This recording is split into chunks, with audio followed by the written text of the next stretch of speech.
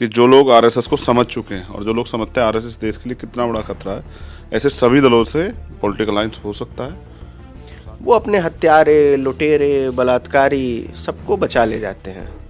हमारी कुंठा ये है और हमारी समस्या ये है कि हम अपने पके पकाए मंजे ट्रेंड लोगों को मामूली चीजों की वजह से गुमनामी में धकेल देते हैं, ईगो की वजह से आप उनको हाशिए पर फेंक देते हैं। ये तो क्रिमिनल एटीट्यूड है।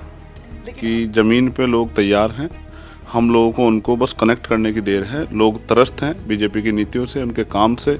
जब भारत का संविधान खत्म किया जा रहा हो, उस समाज को मिले हुए सारे हक को छीना जा रहा हो, पूरी तरीके से जो 60% लगभग युवाओं की आबादी है वो पूरी तरीके से बदलाव चाहता है। वो कांग्रेस से भी उबा, वो भाजपा से भी उब गया, अब वो नया चाहता है। इस देश में एक पत्रकार के तौर पे पिछले 5-6 सालों से हम लोग जहां भी जाते हैं एक बड़ा सवाल होता है कि बहुजन एकजुट कब होगा, SC ST OBC माइनॉरिटी के लोग एकजुट कब होंगे, पॉलिटिकल लीडरशिप कब एकजुट होगी, सोशल एक्टिविस्ट कब एकजुट होंगे। ये तस्वीरें शायद आपको बहुत कम इस तरह की तस्वीरें आज देखने को मिलती है। आज दिल्ली में ये सब हुआ है और ये तस्वीरें मेरे कैमरामैन आपको दिखा रहे हैं। चंद्रशेखर आजाद रावण हैं, नवीन हैं, नीरज हैं, लक्ष्मण यादव हैं, नवीन सर हैं और इनको आप सब जानते हैं, चंद्रशेखर भाई के साथ साय की तरह हमेशा रहते हैं। RS पटेल हैं।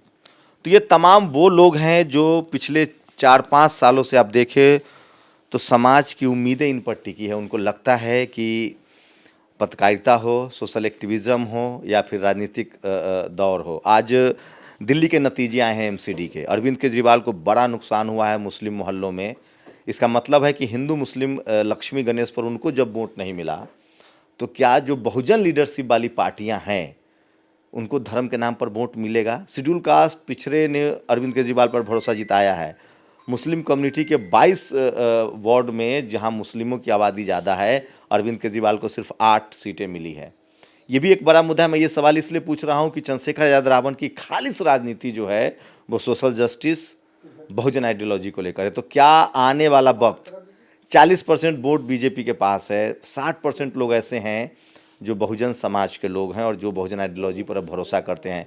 तमाम लिखने वाले लोग लिख रहे हैं कि क्या मंडल जो है वही कमंडल का काट है, SC ST OBC माइनॉरिटी का दौर खत्म नहीं हुआ है, फिर से वापसी हो सकती है। शर्त यह है कि लोग उस पर काम करें। क्या लगता है, पिछले काफ़ी दिनों से आपकी खूब आलोचना हो रही थी कि आप अखिलेश जी से मिल रहे हैं, जयंत चौधरी से मिल रहे हैं उपचुनाव में। आपकी कोशिश है कि एक बहुजन यूनिटी बनाई जाए, किसानों के साथ एक संबंध बनाया जाए, Jat, Gurjar, Patel, Maratha, SC ST OBC। आज दिल्ली में दिख गया लगातार BSP अपना आधार वोट बैंक भी खो रही है अकेले चुनाव लड़के। अब तो उस पर आरोप भी लगने लगे। मैं उस आरोप से बहुत हद तक सहमत नहीं हूँ, सब पॉलिटिकल पार्टी को हक है चुनाव लड़ने का। क्या आज BSP के समर्थकों ने भी लिखना शुरू कर दिया कि अब हमें एक पॉलिटिकल अलायंस की तरफ बढ़ना पड़ेगा? आप जो तय कर रहे हैं कि एक पॉलिटिकल अलायंस की तरफ बढ़ना पड़ेगा, वो उसको आगे बढ़ाएंगे या कल के नतीजे के बाद फिर उस पर पुनर्मंथन करेंगे अगर कल बाईपोल में रामपुर या मैनपुरी में नतीजे नहीं आए तो? देखिए, मेरा ये प्रयास है कि अगर आदमी, मैं खुद के बारे में कहूँ, अगर आदमी गलती करता है और उससे सीख नहीं लेता या उससे गलती हो जाती है या बाद में जब परिणाम आता है उसको महसूस होता है कुछ गलती, तो उसको सीख लेनी चाहिए। यही मैं समझता हूँ कि अगर हम समझते हैं कामयाब नहीं हुए तो उसका जो पैमाना होता है हम इसी से निर्धारण करते हैं कि इस बार कामयाब नहीं तो हमारी गलतियाँ कहाँ रही हैं।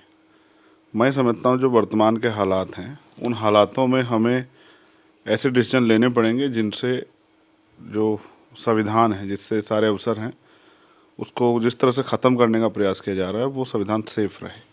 और संविधान ही नहीं, चारों तरफ आप देखेंगे एक समय था कि जब राजनीति में दलितों के एजेंडे होते थे। कोई भी सरकार आती थी, कोई भी बजट होता था तो उसमें मतलब कुछ एजेंडे दिखाई देते थे, पिछड़ों के एजेंडे होते थे। इस समाज के हित में ये कार्य करेंगे, इनके लिए ये स्कूल बनाएंगे, हॉस्टल बनाएंगे, इनके बच्चों को ये हायर एजुकेशन के लिए करेंगे, विदेश भेजेंगे, सब कुछ। आदिवासियों के लिए मुद्दे होते थे, अल्पसंख्यकों के लिए मुद्दे होते थे, अब तो ख़त्म हो गए। तो मैं समझता हूँ कि ऐसे समय पे ज़रूरत है मिलकर एकता बना के, क्योंकि अल्पजन होके हम लोग इनको नहीं हरा सकते। काशीराम साहब का फॉर्मूला था बहुजन का, मैं उसको कंप्लीट करने का प्रयास कर रहा हूँ। इस लड़ाई में जो लोग आलोचना कर रहे हैं उनको लगता है कि हमने तो अपने लीडर का कद बहुत बड़ा किया है, वो वहाँ जा रहे हैं, ये गलत है। मैं समझता हूँ कि ये लड़ाई मेरी और उनकी नहीं है, और देश बचाने की, संविधान को सुरक्षित रखने की, और देश में जो माहौल बन रहा है उस माहौल को ख़त्म करके, उस माहौल को हटा के कामयाब कैसे हो सकते हैं, इस बात पे चर्चा का दौर है। क्योंकि मैं खुद बनने के लिए नहीं, इस मूवमेंट को खड़ा करने के लिए, क्योंकि ये मूवमेंट इतनी जल्दी सामाजिक गैर बराबरी, आर्थिक गैर बराबरी इतनी जल्दी ख़त्म नहीं होगी। इसके लिए एक लंबा संघर्ष की जरूरत है। तो मेरे जैसे कई लोग खपेंगे तो शायद। मान्यवर साहब ने तो बीजेपी से भी गठबंधन किया था, क्या आप उस राय पर अभी भी कायम है कि हम आरएसएस के अलावा किसी भी दल से गठबंधन कर सकते हैं? आपने कहा मान्यवर ने बीजेपी के साथ भी, किन हालातों में हुआ, मैं क्योंकि वो हमारे लीडर हैं उनकी आलोचना नहीं कर सकता नहीं, हूँ। मैं आलोचना नहीं कह रहा हूँ, हम पॉलिटिकल अलायंस की बात कर रहे हैं। मगर मैं ये समझता हूँ वो अच्छा नहीं हुआ, वो अच्छा नहीं हुआ, उसका खामियाजा भुगतना पड़ा। जो बीजेपी और उनकी सोच जो है, पॉलिटिकल अलायंस अपनी जगह ठीक है, लेकिन हम पे रिस्पॉन्सिबिलिटी भी है। जब हमारी जिम्मेदारी राजनीति से ज़्यादा समाज के प्रति भी हो, तो हमें ये देखना है कि दुश्मन ताकतवर ना हो। और फिर जैसा आपने कहा कि ऐसे समय में आप आरएसएस को छोड़ के, तो आरएसएस कहाँ नहीं है। फिर भी हमारा ये प्रयास है कि जो लोग आरएसएस को समझ चुके हैं और जो लोग समझते हैं आरएसएस देश के लिए कितना बड़ा खतरा है, ऐसे सभी दलों से पॉलिटिकल अलायंस हो सकता है। सारे विकल्प खुले हुए हैं, लेकिन सबसे पहले अपनी जड़ें, क्योंकि राजनीति समाज हित के लिए करनी है तो अपने मुद्दों को रखना पड़ेगा। अखिलेश जी से अभी आप लगातार उनके साथ कैंपेन कर रहे थे, इस बार का कैसा अनुभव है? क्या बदल गए हैं अखिलेश? मैंने कब कहा कि कोई बदला है? नहीं बदला है। मेरा एकमात्र लक्ष्य ये है कि अगर आप बड़े लक्ष्य की तरफ बढ़ रहे हैं तो आपको कुछ चीज़ों का सामना करने के लिए तैयार होना चाहिए। और मैं कुछ चीज़ों का सामना करने के लिए तैयार हूँ, क्योंकि मेरे व्यक्तिगत हित से, देखिए, सबसे बड़ा है देश, और देश के बाद आता है समाज, और उसकी स्थिति आर्थिक और सामाजिक जो स्थिति खराब है। अगर हम सत्ता से बाहर रहते हैं, जैसे बाबा साहब ने भी कहा कि अगर हमें बहुत कुछ नहीं मिला तो कुछ तो मिला, अगर हम सत्ता से बाहर रहते हैं उसका खामियाजा समाज को भुगतना पड़ता है, प्रदेश को और देश को भुगतना पड़ता है। हमारा प्रयास ये है कि धर्म व्यक्ति का अपना मामला है, राजनीति उसका, व्यवहारिक जीवन उसका अपना मामला, व्यक्तिगत मामला है। तो राजनीति जो है ना वो 51% सहमति पे हो सकती है। तो अब जो राजनीति होगी वो सिर्फ 51% सहमति पे होगी, और उसी को है, बाकी सब लोग अपना अपना काम करते हैं, बदले या ना बदले वो उनकी कहा। मेरा बीजेपी से भी गठबंधन हो सकता है?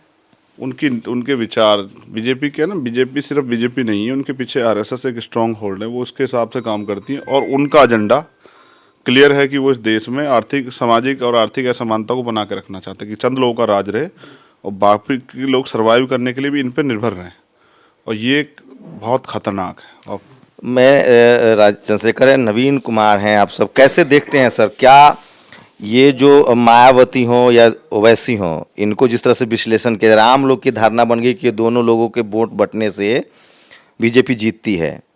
लेकिन सवाल है कि कांग्रेस हो या ममता बनर्जी हो या नवीन पटनायक हो, आप पॉलिटिकल आइडियोलॉजी के हिसाब से देखें तो कांग्रेस, ममता, नवीन, इन सब पार्टियों में भी बहुजनों के लिए कुछ नहीं है। तो क्या बहुजनों को वहीं जाना पड़ेगा जहां लालू यादव हो, मुलायम सिंह यादव हो, नीतीश कुमार हो?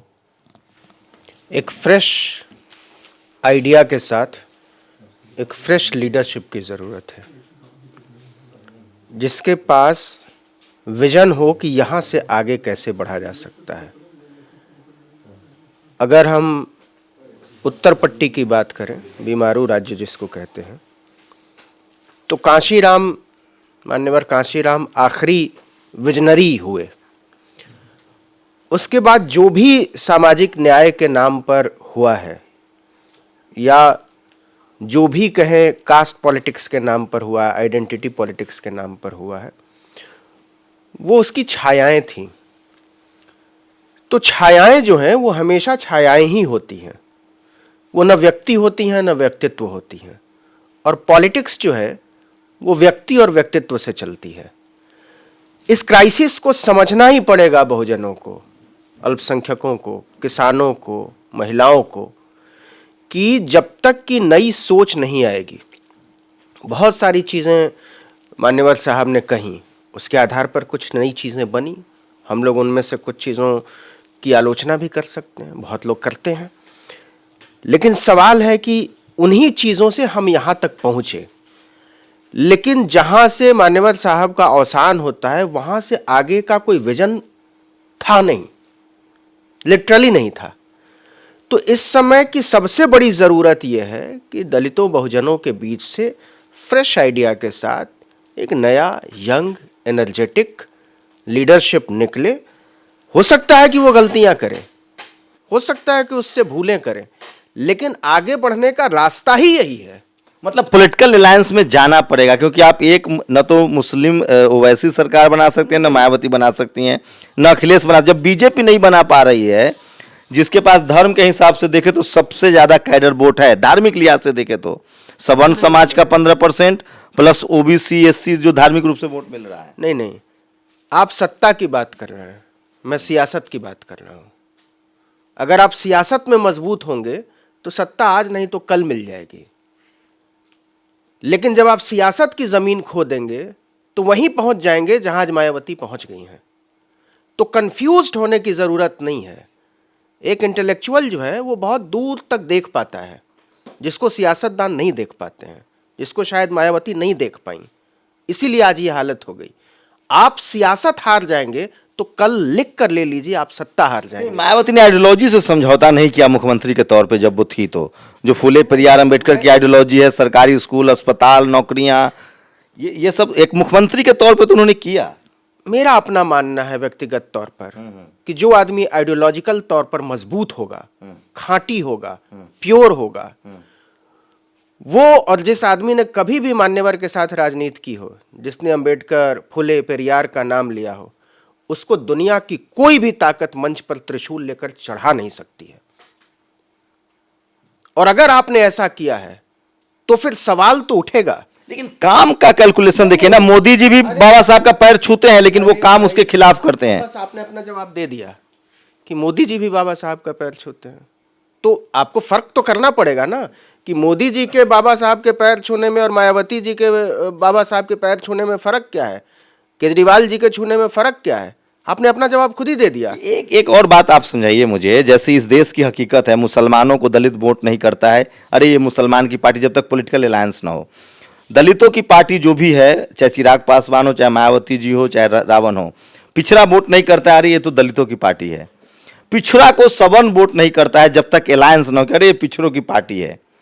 जबकि दलित, आदिवासी, पिछड़ा सब हिंदू धर्म के नाम पर सवर्ण लीडरशिप को वोट करता है, या सोशल जस्टिस के नाम पर भी जहां उसको लगता है कि बीजेपी को जो हराने वाले उसको वोट करता है। तो क्या एससी एसटी ओबीसी माइनॉरिटी की जो पॉलिटिकल लीडरशिप है, लालू यादव समझते थे इस खेल को, मान्यवर साहब समझते थे, जो नया जो उनके जो उसकी डायनेस्टी को, जो उस विरासत को बढ़ा रहे हैं लोग, डायनेस्टी नहीं कहूँगा मैं, उसी परिवार के लोग, जो लीडरशिप है वो इस चीज़ को नहीं समझ पा रही है, या वो सड़कों के उनको खाक छानना चाहिए जैसे मोदी जी ने छाना है। यही तो लीडरशिप की क्वालिटी है ना, कि आप अपनी जाति के लोगों को या अपने समुदाय के लोगों को तो जोड़ लेते हैं। और यही भाजपा की सफलता का राज है। यही आरएसएस तक आज कह रहा है कि हम मुसलमानों के लिए अछूत नहीं हैं। आरएसएस ने अपनी पूरी टुकड़ी उतार दी रामपुर के चुनाव में प्रचार के लिए। लेकिन नसीमुद्दीन सिद्दीकी का क्या किया आपने? वो अपने हत्यारे, लुटेरे, बलात्कारी सबको बचा ले जाते हैं। हमारी कुंठा ये है और हमारी समस्या ये है कि हम अपने पके पकाए मंजे ट्रेंड लोगों को मामूली चीजों की वजह से गुमनामी में धकेल देते हैं, ईगो की वजह से आप उनको हाशिए पर फेंक देते हैं। ये तो क्रिमिनल एटीट्यूड है। लेकिन अब एक नया बदलाव मैं देख रहा हूँ, पब्लिक एक्सेप्टेंस बढ़ा है एक्टिविस्टों का, बहुजन एक्टिविस्टों का, बहुजन पत्रकारों का। उसे कैसे देख रहे हैं? क्या उसमें से कुछ लोगों को मेन स्ट्रीम पॉलिटिक्स में जाना चाहिए? देखिए, पॉलिटिक्स भी इवॉल्व होने वाली चीज़ है ना। जैसे चंद्रशेखर ने कहा कि चीज़ें आगे बढ़ती हैं, आप पलट कर पीछे जा नहीं पाते। यही तरीका है आगे बढ़ने का। तो आज से 3 साल पहले कन्हैया कुमार के बारे में लोग क्या बातें करते थे? हाँ, आज बहुत सारे कुमारों के बारे में बात हो रही है। लेकिन जब तक कि आप अपने लोगों को आइडेंटिफाई नहीं करेंगे, अलग अलग इलाकों से, वो वकील होंगे, वो डॉक्टर होंगे, वो पत्रकार होंगे, वो एक्टिविस्ट होंगे, वो छोटे शहरों के पॉलिटिशियन होंगे, आप उनको ग्रूम करते हैं। काशी राम ने 20 साल तक ग्रूम किया। मायावती एक रात में नहीं बनी थी, नसीमुद्दीन साहब एक रात में नहीं बने थे। ओम प्रकाश राजभर, सोनेलाल पटेल, बाबू सिंह कुशवाहा, बाबू सिंह कुशवाहा, ये सब एक रात में नहीं बने थे। इनको बनाया गया था, इनको बताया गया था कि आपके हक क्या हैं और उसके लिए आपको क्या करना पड़ेगा।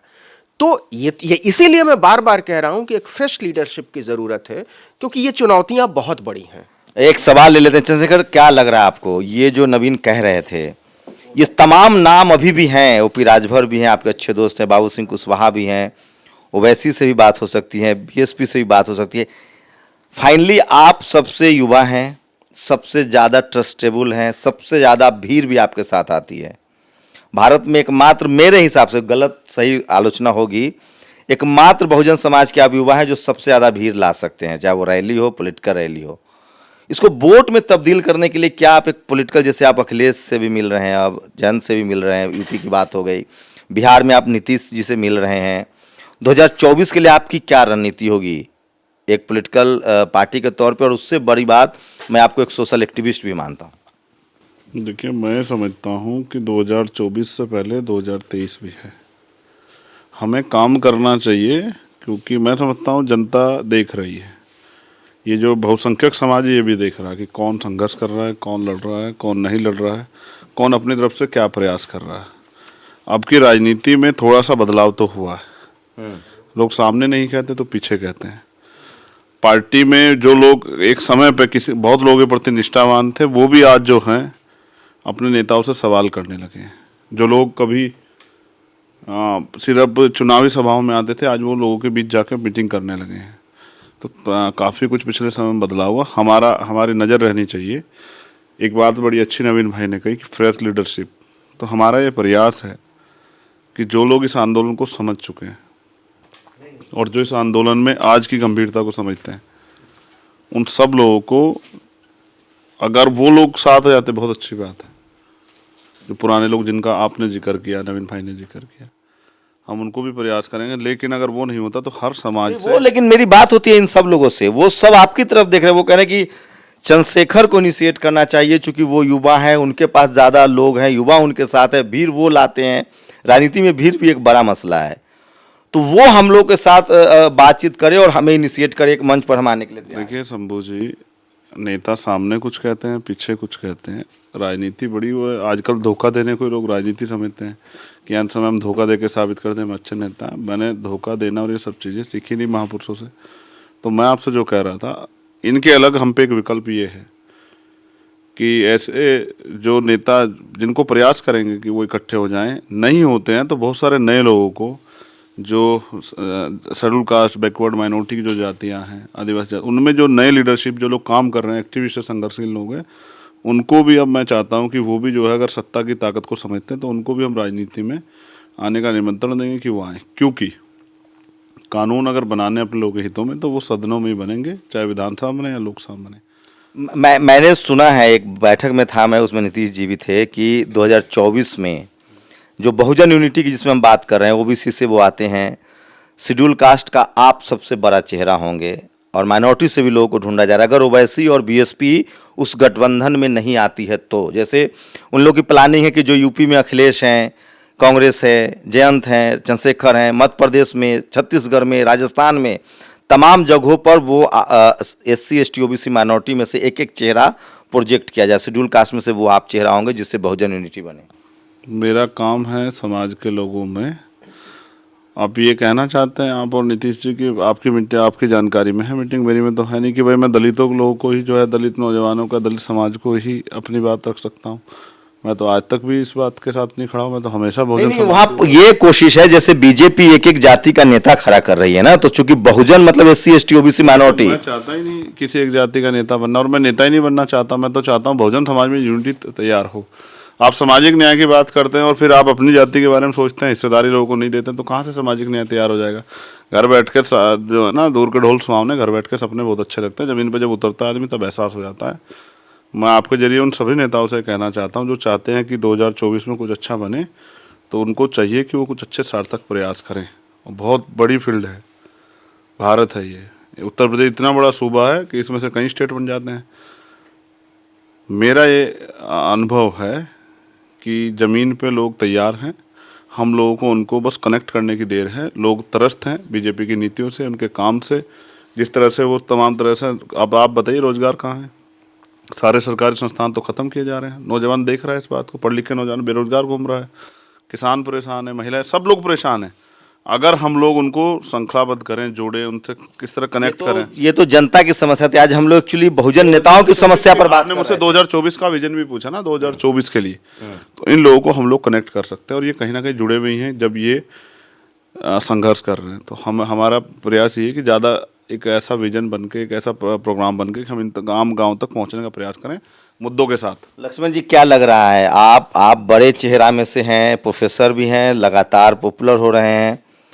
आपकी क्या राय है, कैसे होगा? क्योंकि सब कुछ खत्म होने के कगार पर है लोगों की माने तो, क्योंकि आज दिल्ली के नतीजे, कल हिमाचल और गुजरात के नतीजे आएंगे और उसके बाद एक बड़ा सेटबैक होगा। ईवीएम मुद्दा है, लेकिन सबसे बड़ा मुद्दा है कि ये एकदम लोगों के माइंड में बैठ गया है कि मायावती जी और ओवैसी, ये दो बड़े प्लेयर हैं जिससे बीजेपी को फायदा हो रहा है। इसका कोई काट है, कोई विकल्प है? बिल्कुल, देखिए इसका विकल्प यही है कि अगर ये बात हमें और आपको समझ में आ रही है कि जो इतने विपरीत परिस्थितियों में भी सड़क पर उतरकर अपने लोगों के बीच जाकर सीधे अगर कोई चुनौती पेश नहीं कर रहा है, अपना प्रतिरोध दर्ज नहीं कर रहा है, तो उसकी राजनीति, उसकी भूमिका निश्चित रूप से संदेहास्पद है। क्योंकि असली इम्तिहान तो इसी वक्त में होता है जब भारत का संविधान खत्म किया जा रहा हो, उस समाज को मिले हुए सारे हक को छीना जा रहा हो और उस समय उस समाज के सबसे प्रमुख और ताकतवर लोग अपनी भूमिका निभाने में कहीं से पीछे खड़े तो दिख रहे हैं। तो जनता तो अपने आप समझ में आता है, क्योंकि इसका शिकार जितना एक राजनेता है, राजनेता की तो कुर्सी जाती है, जनता का तो सब कुछ दांव पर है। चाहे वो महंगाई, बेरोजगारी हो या जाति के नाम पर अपमान, अन्याय हो, शिक्षा, रोजगार हो, इन सारी चीज़ों को सबसे ज़्यादा, और जेल, मुकदमे, मारपीट, वो सबसे ज़्यादा तो कमज़ोर लोग झेल रहे हैं ना। तो जो झेल रहा है वो कम से कम प्रतिक्रिया करेगा। लेकिन जो एस्टैब्लिश पॉलिटिकल लीडरशिप है हमारी बहुजनों की, खासकर ओबीसी की कम्युनिटी की जो पॉलिटिकल लीडरशिप है, वो विचारों को लेकर क्रिस्टल क्लियर नहीं है। नहीं, उसे लगता है कि विचारों को लेकर के एक दौर था, एक वक्त था जब उन्हें मौका मिला था उस विचार को जनता तक ले जाने में, बहुत हद तक ले गए। जहाँ चूक गए वहाँ से अब उसको नई शुरुआत करने की ज़रूरत है। दूसरी चीज़ मुझे लगता है कि सियासत में साहस होती है। एक होता है वैचारिक दम, तो विचार होता है जनता से जोड़ने के लिए और जनता फिर आपके साथ खड़ी होती है तो आप एक बड़े लीडर बनते हैं। अगर इसके बीच में गैप पैदा हो गया, आप अपने विचार से फिर पीछे जाएंगे, फिर आप जोड़ गुड़ा भाग करेंगे कि कैसे मुझे कुर्सी मिले, सत्ता मिले तो शायद मैं विचार अपनाऊं। लेकिन जब बहुत विपरीत परिस्थितियां हो ना, तो विचार पर और डिग करके खड़ा होना चाहिए, ताकि अपने लोगों को भरोसा हो कि अच्छा, ये संविधान की बात करने वाले लोग हैं, मेरे बच्चों का भविष्य, मोहब्बत की बात करने वाले ये लोग हैं। वहीं से साहस मिलेगा। और अगर इतने विपरीत परिस्थितियों में आपके पास साहस नहीं है तो माफ़ करिए, आप सियासत के नेता तो होंगे, आप अपने दल के नेता तो होंगे, समाज के नेता होने के लिए फिर आपको भरोसा जीतना पड़ेगा। आर.एस. पटेल हैं, क्या लग रहा है आपको? अब समय आ गया है, भरोसा अब जो युवा हैं उन्हीं की तरफ देखना होगा। निश्चित रूप से आज की जो समय है, लगातार एक उद्देश्यों को लेकर, एक विज़न को लेकर के युवाओं को ही आगे आना पड़ेगा और हम लोग लगातार कर भी रहे हैं। राजनीति क्या होगी ये तो मुझे भरोसा नहीं अभी कि क्या हो जाएगा, लेकिन इस बात का भरोसा है कि देश का युवा पूरी तरीके से, जो 60% लगभग युवाओं की आबादी है, वो पूरी तरीके से बदलाव चाहता है। वो कांग्रेस से भी उबा, वो भाजपा से भी उब गया, अब वो नया चाहता है। वो चाहता है कि जो उसके अधिकार समाप्त हो रहे हैं, उन अधिकारों पर हमारे लिए लड़ने उतरने वाला सड़क का नेता उसको चाहिए, सड़क पर ललकारने वाला चाहिए, सड़क से सदन में बात लेकर के उसको उसके अधिकार को स्थापित करने वाला चाहिए। और आज युवा भ्रमित नहीं अभी था, अब क्लियर है। वो भाजपा को भी देख लिया, कांग्रेस को भी देख लिया, अन्य राज्यों में बूढ़े बूढ़े सरकारों को भी देख लिया। अब वो पूरी तरीके से युवा आइकान चाहता है। तो ये बात तो तय है, मैं अपने अनुभव से बता रहा हूँ, जो लोग मुझसे बात करते हैं कि एक जो राजनीतिक चुप्पी थी बहुजन समाज में और जो राजनीतिक जो एस्टैब्लिश लीडरशिप थी, उसकी दूसरी पीढ़ी जो है वो अब राजनीति में है और वो अपनी सत्ता बनाए रखने में कामयाब होते नहीं दिख रहे हैं।